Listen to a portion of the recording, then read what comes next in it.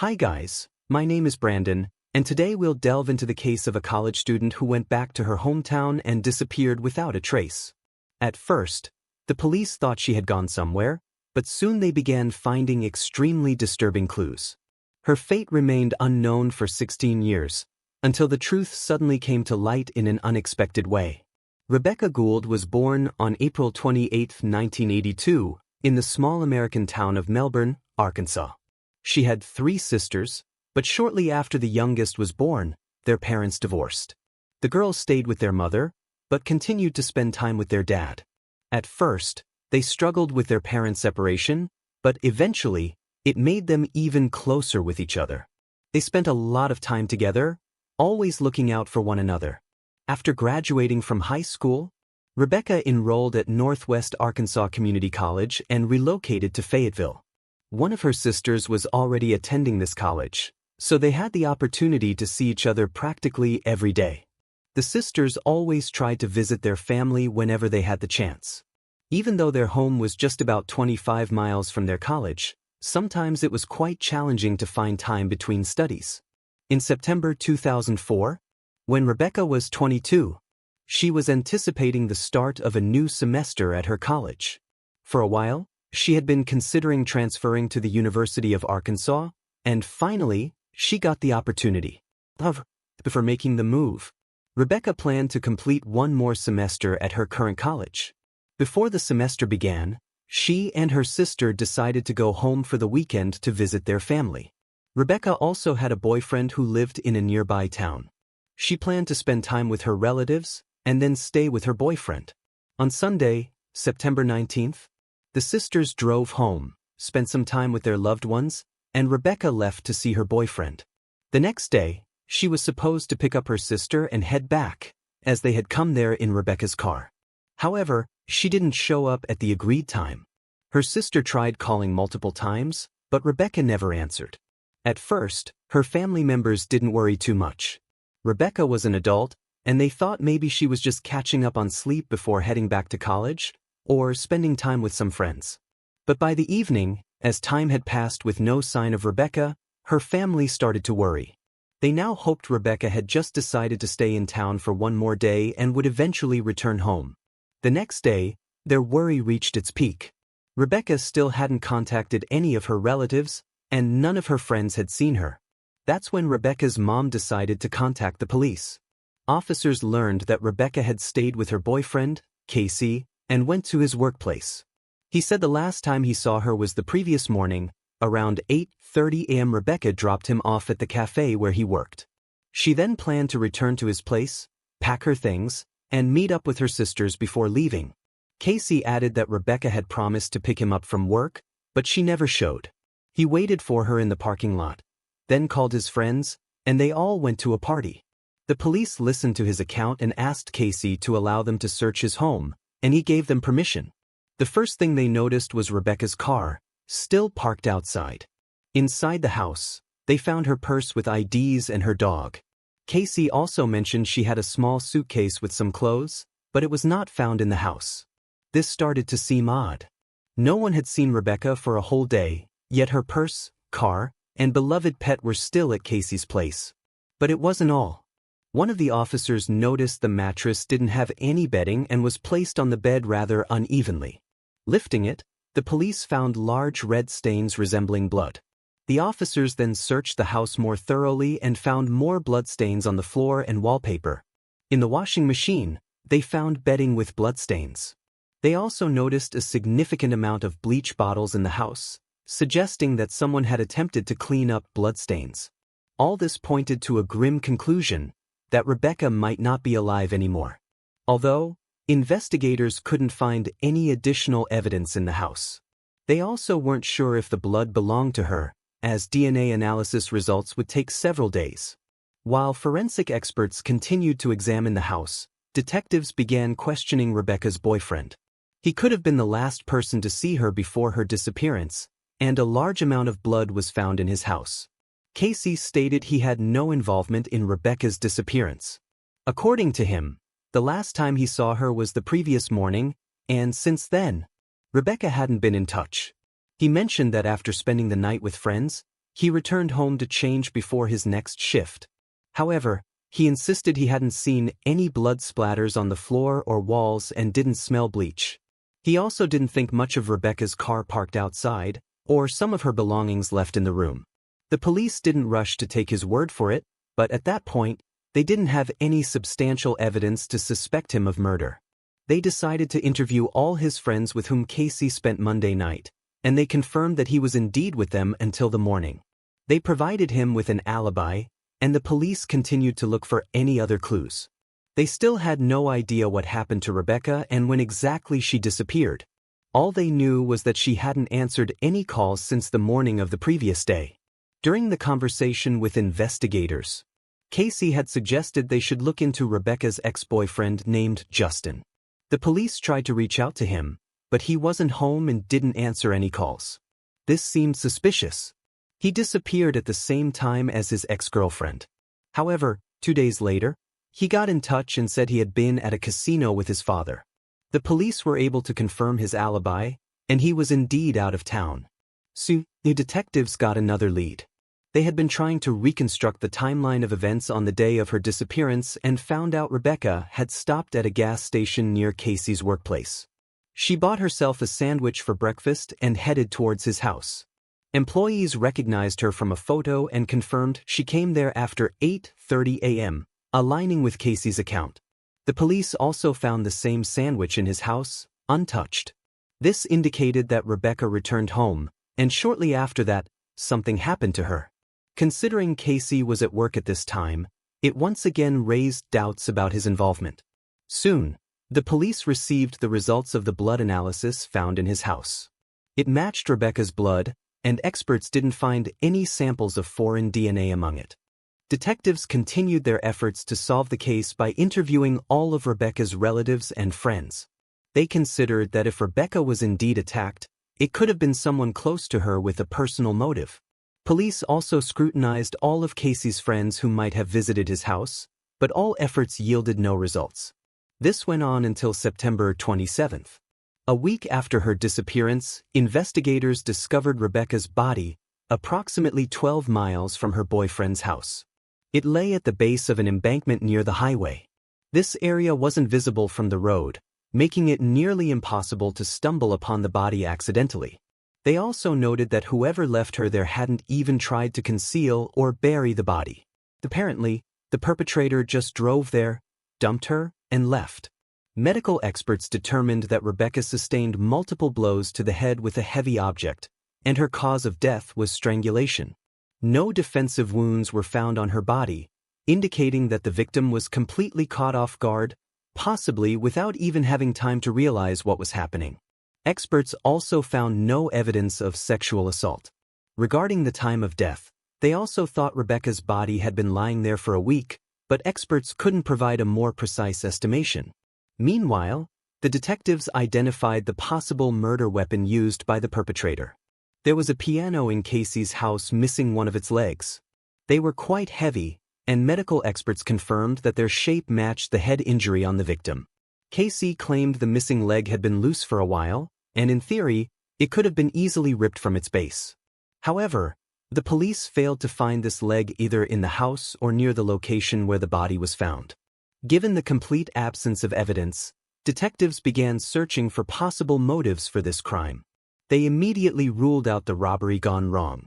Nothing was missing from the house except for the piano leg and Rebecca's suitcase. A sexual motive was also dismissed, leading investigators to believe that the killers simply wanted to murder her.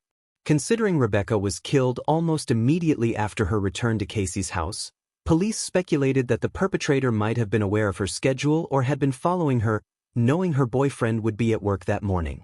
It was also very likely that Rebecca knew the perpetrator. There were no signs of forced entry, suggesting she might have let them in herself. According to investigators, the killer spent several hours in the house, attempting to clean up the blood with bleach. After that, they likely carried the body and loaded it into the car to drive it to the embankment. Despite all this, detectives had literally no evidence, so there was no progress in the investigation. They considered the possible involvement of hundreds of people, including acquaintances and relatives of both Rebecca and Casey. They also checked neighbors and even residents of nearby towns, but it led nowhere. Police received numerous tips, but none proved useful. In many cases, locals just voiced their suspicions against other people without backing it up with any real facts. This went on for several months, until the case eventually went cold. Investigators continued to work on it, but they couldn't make any progress. In the following years, the case was reopened several times, passing on to new teams of detectives. But each time, it led nowhere. The problem lay not only in the complete absence of evidence, but also in the lack of understanding the perpetrator's motive. Eventually, the mysterious nature of this case attracted attention from the true crime community. It became the subject of various TV shows and podcasts, where people attempted to finally uncover the truth. One such individual was a journalist named George Jared, who had been following the case from the beginning. He even wrote a book about it and launched his own podcast. For many years, he had been trying to find out who killed Rebecca. One day, he met Jennifer Buchholz, a former counterintelligence officer in the U.S. Army, who was also interested in the case. They decided to join forces and created a Facebook group where they shared their thoughts on the investigation, discussing it with subscribers. In the first few months, they started noticing a subscriber named William Miller who caught their attention for two reasons. The first was that he lived in the Philippines. His interest in an unsolved crime in a small American town, from the other side of the world, seemed strange. Miller was also one of the most active subscribers, leaving numerous comments and even reaching out to the group admins via direct messages. He said he wants to help solve the murder, shared his thoughts on some controversial and unclear moments, and put forth his own theories. He demonstrated a high level of awareness, not only with specific facts from the case, but also with the knowledge of the area where the crime occurred. Eventually, George and Jennifer began to consider his behavior quite suspicious. They decided to keep this thought to themselves to not scare him off and try to extract more information. Soon, they discovered something else. One of the group members was an expert in genealogy, and she tried to understand Miller's connection to the case. With a simple analysis of his profile, she discovered a very unexpected fact. Miller turned out to be Casey's cousin. After this revelation, George and Jennifer decided to contact the detectives on Rebecca's case and share their concerns about his activity. Police reviewed the case files and realized that Miller's name had been there from the beginning. It turned out he had visited the town around the time of the murder. In 2004, Miller was already questioned, saying he came from Texas to help another relative. He mentioned visiting Casey twice, 2 days before Rebecca's disappearance and the next day. The second time, he didn't even enter the house. Rebecca spotted him through the window and informed Casey that someone was standing there. He went outside, spoke with his cousin for about 15 minutes, and Miller left. Back then, he didn't raise any suspicions, but now detectives were taking a keen interest in him. Digging deeper, they found out that Miller had been a suspect in several cases. In 2002, he faced charges of assaulting a minor and later for attacking his ex-wife after breaking into her home. However, he didn't face any punishment in either of these cases. Later, he moved to the Philippines, got married, had kids, and worked on offshore oil rigs. Police wanted to talk to him again, but without him being in the US, it was practically impossible. They also couldn't contact him, so they had to wait for him to return home. This happened only in 2020. Customs informed detectives that Miller came back to the U.S. and returned to Oregon, where his mother lived. Detectives called her, but she claimed not to have seen her son for a long time, even though they knew he was in town. Realizing she was lying, the detectives decided to go there and bring him in for questioning. Considering there was no evidence against him, the police needed a plan. If Miller had any connection to the murder, they desperately needed to obtain his confession. So, the detectives decided to play it smart. Detective Mike McNeil, who led the investigation, started the interrogation casually, stating they were just re-interviewing everyone involved in the case. Miller replied that he was willing to cooperate and had nothing to hide. The detective asked if he would be okay with taking a polygraph test upon his return to Arkansas. Miller agreed, and then the detective pretended to call the local police chief, asking if there were any polygraph specialists in town by chance. Hearing this, Miller became visibly nervous and tried to change the subject. Meanwhile, the detective pretended to talk on the phone and said that a polygraph specialist would arrive at the station in half an hour. What Miller didn't know is that the specialist was already waiting in the next room. Despite the fact that the polygraph is a pretty controversial tool and its results can't be accepted in court, the detectives had other goals. This unexpected turn of events could catch the suspect off guard and ultimately lead to a confession. Miller asked if polygraph results were admissible in court, and the detective vaguely said they could be in certain scenarios, but didn't specify how unlikely that was. Miller continued to get nervous but agreed to the test, which he failed. The polygraph operator concluded that he had lied about all key questions, including involvement in Rebecca's murder. Detective McNeil continued pressing him and told Miller that experts once again analyzed all the available evidence and found Rebecca's DNA in samples collected from his car. They had searched his vehicle back in 2004, but found nothing and hadn't even taken any samples for further examination. So, there was no Rebecca's DNA found in his car, and the detective deliberately misled Miller. By law, police have the right to use such tactics during interrogation to get a confession. Sometimes, criminals indeed decide to confess, and this was Detective McNeil's only hope. Upon hearing about Rebecca's DNA in his car, Miller fell silent. The detective kept saying they had all the evidence and Miller could only make things easier for himself by confessing. And it worked. Miller suddenly said that he didn't kill Rebecca, but stumbled upon her body. According to him, that morning, he went to his cousin's house and found an unknown man in a mask standing over Rebecca's bloodied body. Clearly, the detective didn't believe this story and continued to push Miller to tell the truth. Eventually, Miller abruptly interrupted him and said, "I'm just going to tell you. I did it. I'm sorry for what I did." According to Miller, that morning he went hunting in the woods near his cousin's house. When he arrived there, he suddenly remembered that Casey's girlfriend had come over, and for some reason, he wanted to talk to her. He knocked on the door and told Rebecca he needed to use the phone. She let him in, and Miller pretended to make a call. Meanwhile, Rebecca returned to the bedroom and he began walking back and forth in the living room. Miller claimed he was overwhelmed by an uncontrollable rage and desire to kill Rebecca, so he grabbed a piano leg and went after her. She was lying on the bed, and Miller struck her several times on the head before strangling her. He then wrapped her body in a sheet, putting it in his pickup truck, and tried to clean the blood from the floor, walls, and bedding with bleach.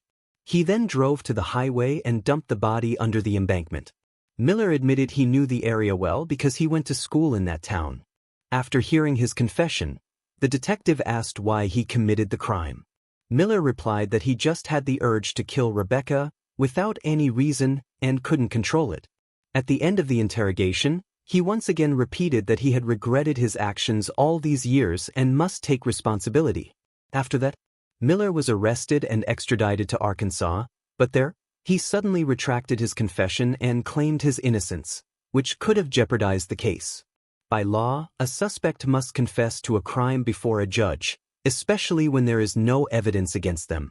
There was also one more problem. During Miller's arrest, the police officer didn't finish reading his rights because Miller had interrupted him with a question. All this could have potentially led to Miller's release. However, the judge deemed the recorded confession admissible.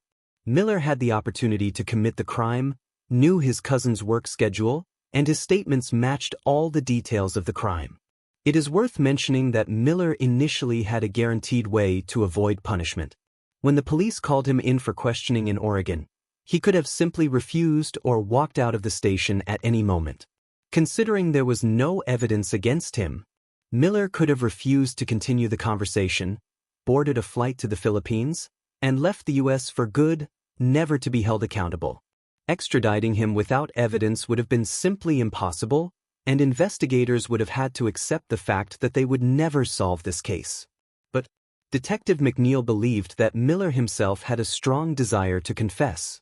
His activity in the online group, where he left numerous comments and interacted with the admins, spoke to this. If he hadn't wanted anyone to learn about his involvement, the most logical behavior would have been to stay away from this topic. Perhaps he didn't leave the interrogation room or request a lawyer for the same reason. He simply couldn't live with all this guilt. Despite Miller initially claiming his innocence, he changed his mind again and struck a deal with the prosecution. In 2022, he confessed to the crime and received a 40-year prison sentence. But this story doesn't end there. When Miller was behind bars, he suddenly confessed to several more murders. He admitted to killing 5 more women throughout his life, whose names he didn't even know. According to Miller, he would invite those women in his car, drive them to secluded places, and then kill them. He added that he chose his victims based on their appearance. He targeted young, slim, and short women with light hair. Detectives immediately realized that this description perfectly matched Rebecca's appearance. If Miller was indeed a serial killer, it would better explain his decision to kill his cousin's girlfriend, as she fits his profile. Considering that Miller worked on oil rigs for 25 years, he had lived in multiple different states and could have committed all these crimes. Police have not yet found any evidence to corroborate his claims, and the investigation continues. It is worth mentioning that there are still supporters of Miller's innocence to this day. Some don't believe he could have committed Rebecca's murder without any motive. Others think that Rebecca's boyfriend could have actually killed her and Miller helped him dispose of the body. Some also believe that Miller didn't kill any other woman and made a false confession to the police for some reason. However, all these versions lack any substantial evidence, so Miller's guilt and Rebecca's murder is not questioned at the official level, while further investigations are ongoing regarding the other allegations. Alright guys, share your thoughts on this story in the comments section, and don't forget to hit the like button and subscribe. Thank you for watching.